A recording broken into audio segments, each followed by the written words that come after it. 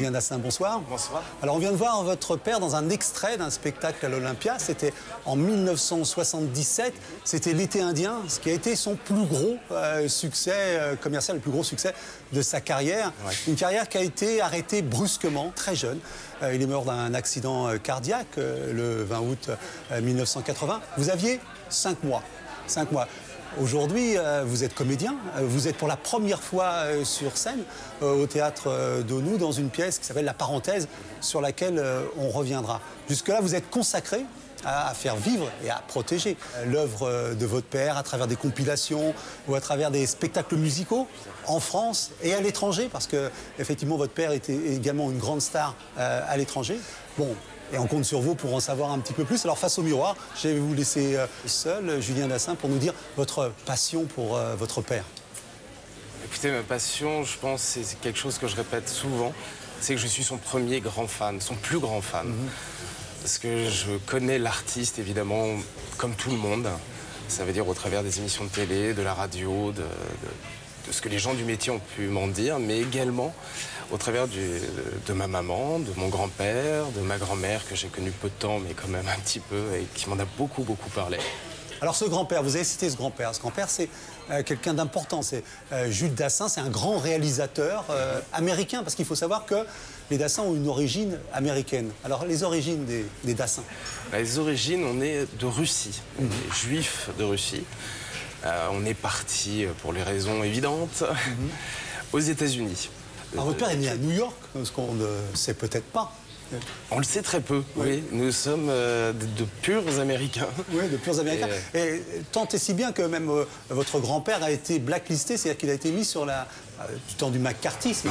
Il ne pouvait pas faire son métier de réalisateur. Non, il y a beaucoup de gens dans ces années-là, du temps de McCarthy, qui ont été chassés des États-Unis parce qu'on les accusait de communisme, hein, c'était ça, et qui ne pouvaient plus faire leur métier. Alors, ce qu'on sait aussi peut-être moins, c'est que Joe Dassin a fait des études très solides.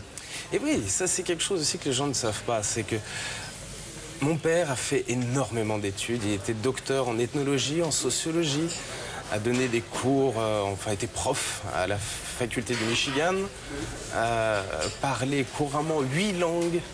Enfin, c'est un érudit, quelqu'un de très, très, très cultivé. Et il l'a quand même très, très mal vécu dans sa carrière de chanteur. On lui a souvent dit comment, avec les études et le CV que vous avez, entre guillemets, comment pouvez-vous interpréter des chansons aussi simples? Et ça, c'est quelque chose dont il a beaucoup, beaucoup souffert. On peut l'imaginer, oui. Et faire quelque chose de simple est franchement pas facile. Et si tu n'existais pas, dis-moi comment j'existerais. Je pourrais faire semblant d'être moi, mais je ne serais pas vrai. Alors comment il rencontre la musique? Il fait un peu de disc-jockey, tout ça? Alors, on commence pas par disc-jockey. Il voulait gagner, comme n'importe quel étudiant, se faire un petit peu d'argent de poche. Donc il a été cuisinier, il a ramassé, il a fait éboueur, il a fait la plonge, enfin il a fait plein de trucs. Et un jour, avec des copains à l'université du Michigan, il chante dans un café comme celui-ci. Il chante des chansons du folklore français et qui étaient des chansons de Brassens. Brassens, oui.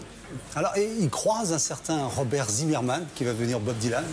Et bon, ça doit sûrement lui donner quelques idées. Bah, ça lui donne beaucoup, beaucoup d'idées, hein, parce qu'il y a eu quelques reprises.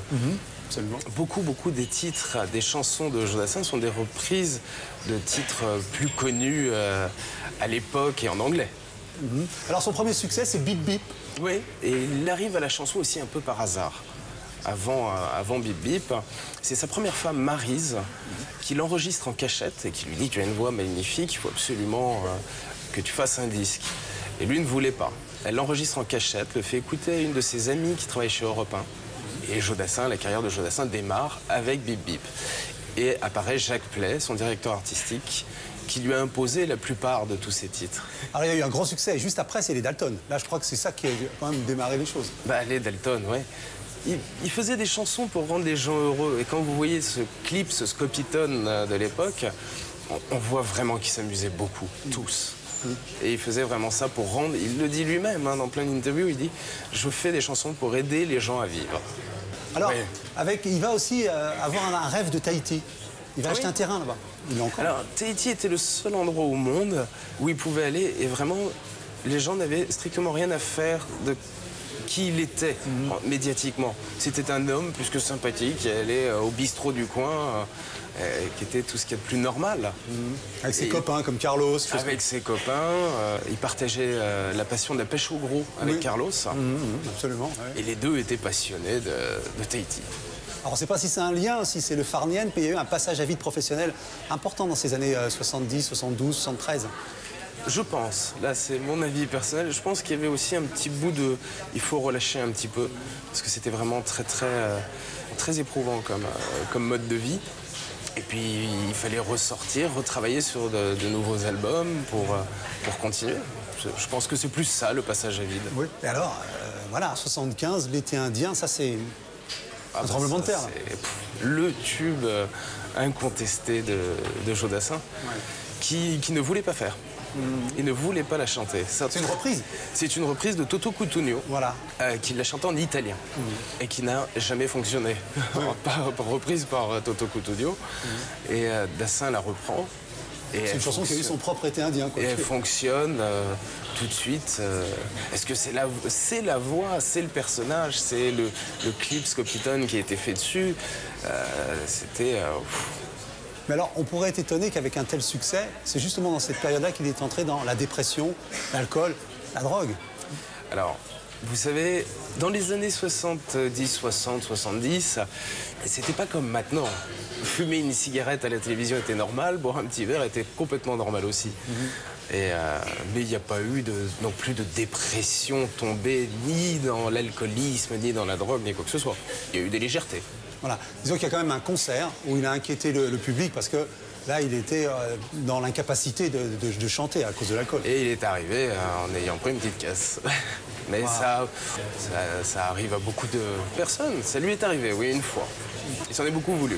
Ce qui est fou également, c'est que ce qui va brusquement interrompre sa vie, c'est-à-dire ses accidents cardiaques, ont commencé très tôt. Ouais. Dès 1969, il a eu son premier infarctus. Oui, c'était sur scène. C'était sur scène et il a pourtant continué et il est sorti. Vous savez, à l'époque, il tournait beaucoup. Hein. C'était minimum 250 dates par an, ce qui est énorme. Et plusieurs fois, les médecins lui ont dit non, vous feriez mieux de prendre un peu de repos, de vous calmer, de ne plus tourner autant. Et il a continué. Alors, dans les derniers temps, il y a ces fameux séjours à Tahiti où il emmène tout le monde, il emmène des amis, il emmène la famille. Et c'est là que les choses vont s'arrêter. On est en août 80. Ils partent à Tahiti avec donc ma grand-mère, Jonathan, moi et Claude Lemel, son parolier. Et ils décident de faire une semaine de vacances, une semaine de boulot sympathique, plutôt détendue. Et ils vont au restaurant. Et lors de ce restaurant, lors de ce déjeuner, il a une attaque. Et malheureusement, elle a été fatale, celle-ci.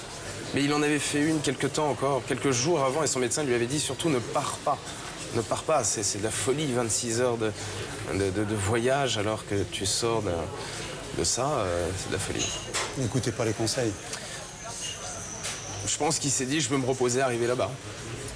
Alors, et comment vous faites revivre votre père? Vous avez un spectacle en préparation? Alors là, on a un spectacle en préparation. Ça va être un comédie musicale tour de chant qui arrive au mois d'octobre au Grand Rex à Paris. Et ensuite en tournée dans toute la France où il y aura une dizaine de chanteurs, danseurs, musiciens qui reprendront ses plus grands standards. Et il y aura il interviendra au travers de la voix, bien évidemment. Alors, on le disait, vous êtes actuellement pour la première fois sur scène. C'est un événement, ça doit être quelque chose d'important pour vous.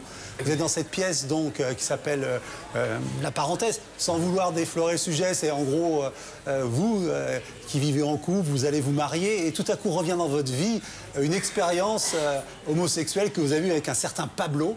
Et la question est de savoir si Pablo, qui reste amoureux de vous, va vous reconquérir ou bien si cette histoire restera une parenthèse. Alors comment on aborde une pièce pour la première fois et un sujet comme celui-là qui est assez osé quand même? Écoutez, c'est quelque chose... moi je trouve que cette pièce est complètement d'actualité. Parce que donc Julien, qui s'appelle Julien aussi, Julien est donc un bisexuel. Et qu'est-ce qu'il va faire? C'est le dénouement de la pièce. Est-ce qu'il va se marier, avoir des enfants pour rentrer dans la norme? Straight. Bon. Voilà, donc il faut aller au théâtre de nous pour savoir, pour avoir la réponse. Juste pour conclure, le jour de la première, est-ce que vous êtes dit que votre père, il regardait son fils sur scène? Franchement, le jour de la première, j'avais tellement peur que je pensais un peu à rien. Je pensais plus à ce que j'étais en train de faire. Mais oui, on se dit toujours inconsciemment qu'il y a quelqu'un là-haut qui nous regarde.